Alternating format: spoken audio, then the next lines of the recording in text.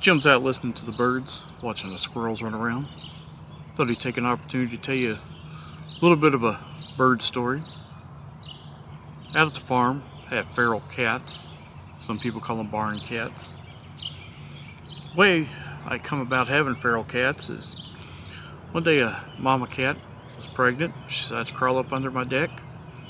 And silly me, I felt sorry for her. And I said, well, I can't just let her starve to death under there, so I gave her some milk and gave her some water, gave her some food. Mama cat decided this is an excellent place full of resources. It should be a good place to raise my kids.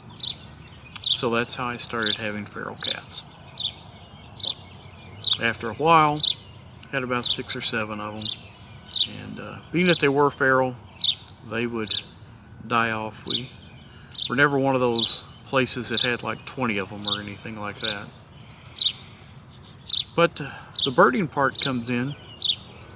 Our neighbor bought him a chicken, a single chicken, and they put it in what I would call a rabbit cage. It was elevated up off the ground, had a chicken wire around it and everything. Again, like I said, the single chicken. Well, they lived at the end of our driveway, which is probably about a quarter mile off the road. And our mailbox, of course, was at the road. So I would have to walk down our driveway, past their house, past their small chicken cage, to check my mail. My feral cats would walk with me. They would run around in the woods, run around up and down the driveway. So I made my way to the mailbox, and then they'd follow me back home. I got down to the mailbox, looked around to gather them all up, tell them it was time to head back to the house. I realized that none of them were around me. I couldn't figure out what they had done. Thought maybe they'd chased something into the woods or just decided to go meandering by themselves.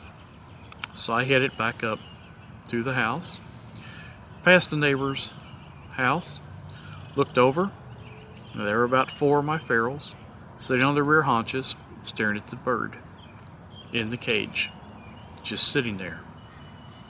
I figure they were thinking to themselves that it's the biggest bird we've ever seen. We could eat on that for about a week. The cats, especially the kittens, did enjoy watching the birds.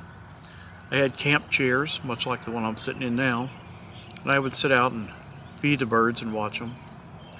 And I came out one day, there were 2 kittens sitting in a chair watching the bird feeders.